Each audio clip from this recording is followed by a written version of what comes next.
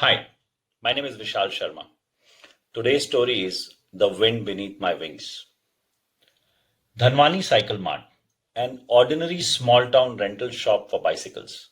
But to me, and many like me, it rented an hour of bliss every day. 50 paisa for an hour of bicycle riding was a very steep price. And coupled with late fees, it could surmount to a huge financial setback. I was unemployed, pocket money dependent, 8-year-old youth who couldn't take the challenges of asking for surplus funding from my parents. Mr. Dhanwani was a cold hearted businessman when it came to late fees. He charged us in 30-minute slots. That means a 5-minute delay would cost another 25 paisa. That was atrocious. But in lieu of any competition, he could swindle money with impunity. There were no consumer codes for bicycle renting in Pimpri, my hometown, and Dhanwani used this advantage well enough.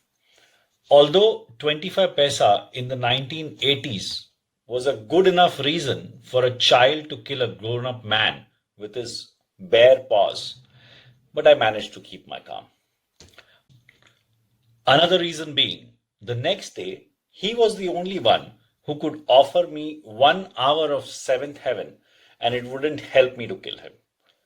The bicycles at Dhanwani's were some strange local brand without any logo or name, just painted frames bolted on two wheels and a handle.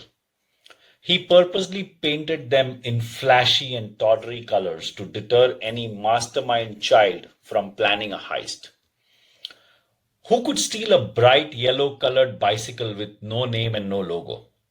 He had a special sun bleach tandem bicycle. It's a funny thing, a twin bicycle. What if the riders had a difference of opinion on where to go? How would they decide? A tug of war of pedaling, perhaps?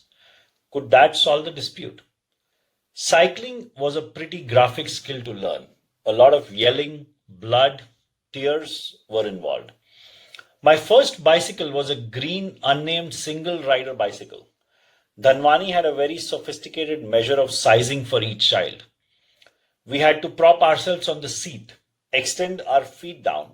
If the tip of our toes barely brushed the ground, we were married to the bicycle for 1 hour. No negotiations were allowed. Dhanwani's verdict was final. No freedom of choice. I got married to the green one, although I was courting the red. Dad paid him the hefty sum and steered the cycle by hand until it came to me. I'm scared. Of what? Of falling down. I've never ridden a one before. Let me tell you this. You will fall, you will hurt yourself, you might feel crappy about it, but does that mean you won't ride a bicycle your whole life? Grown ups had a weird way of encouraging, I thought. Was that pep talk meant to make me jump on the seat and pedal away in confidence onto the open roads? I was hoping for a less violent scenario, but nevertheless, excitement overweighed fear.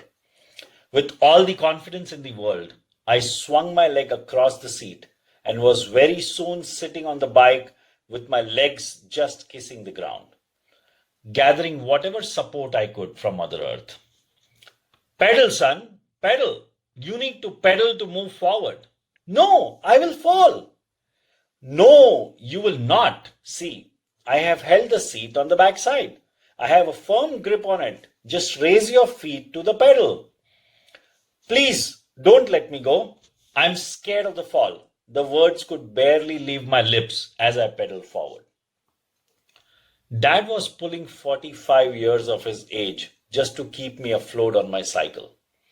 The faster I got, the heavier his breath. He never let go of the back seat, giving me an illusion of balancing skills on my part. It was an explosion of emotions, having both feet on the pedal and still moving forward. For one brief moment, I thought I could fly.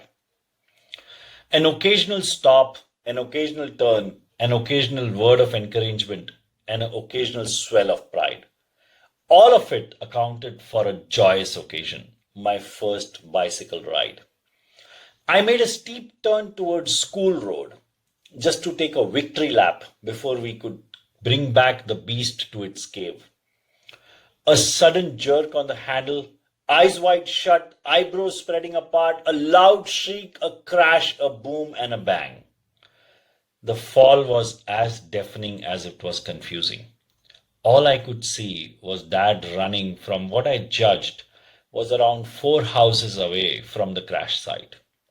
In small towns, distances are not measured in kilometers. They are measured in houses, in streets, in shops.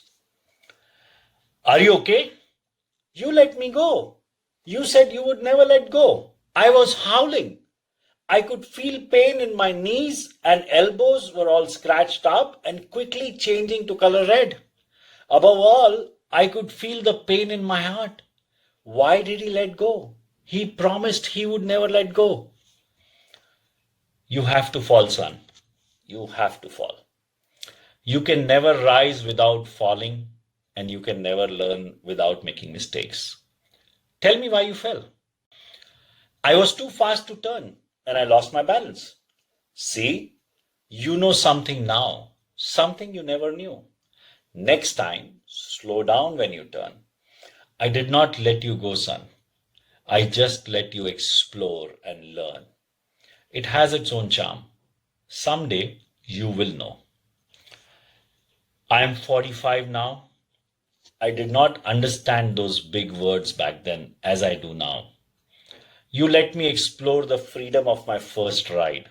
You let me explore my education. You let me explore my choices, my first car, my first job.